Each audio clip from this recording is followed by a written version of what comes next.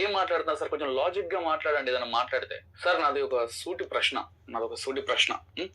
ఇది మీరు కానీ, మీ పిల్లలు కానీ, మీ ప్రిన్సిపల్ కానీ ఎవరైనా దీని గురించి స్పందించవచ్చు. మీరు ఏమన్నా అంటే తండ్రియే సుప్రీం గాడ్, మిగతా యేసుప్రభు వారు కానీ, పరిశుద్ధాత్మ దేవుడు కానీ చిన్న దేవుళ్ళు అనేసి అంటారు కదా మీరు.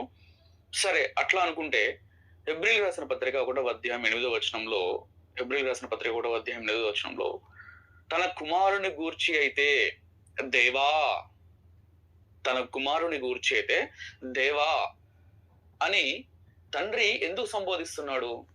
సుప్రీం గాడ్ తనకంటే తక్కువ ఉన్నవాడిని, లేకపోతే తనకంటే తక్కువ ఉన్న దైవత్వం కలిగిన సృష్టిని, లేకపోతే దేవుణ్ణి దేవా అంటాడా? అనొచ్చా? దీనికి ఏంటి మీ సమాధానం ఏంటి? అంటే దీనికి ఏమన్నా అంటే మీరు ఆయన దేవుళ్ళుగా చూస్తున్నాడు, దేవుళ్ళుగా చేశాడని చూపిస్తారేమో. ఇప్పుడు బ్రదర్ దేవా అనొచ్చు అన్నారు, మరి ఆయన దేవా అని తానే అనుకుంటున్నారా? తానే దేవా అనుకుంటున్నారా? మీరు చెప్పాలి బ్రదర్. దేవా అన్నాడంటే ఇంకొక దేవుడు ఉన్నాడని అర్థం, చిన్న దేవుడు ఉన్నాడని అర్థం. కాబట్టి గ్రహించండి బ్రదర్, ఇద్దరు దేవుళ్ళు ఉన్నారు. మీరు ఒక్కటి దేవుడు అంటే రుజువు ఇవ్వలేరు, ఇద్దరు దేవుడు అంటే చాలా రుజువులు ఉన్నాయి.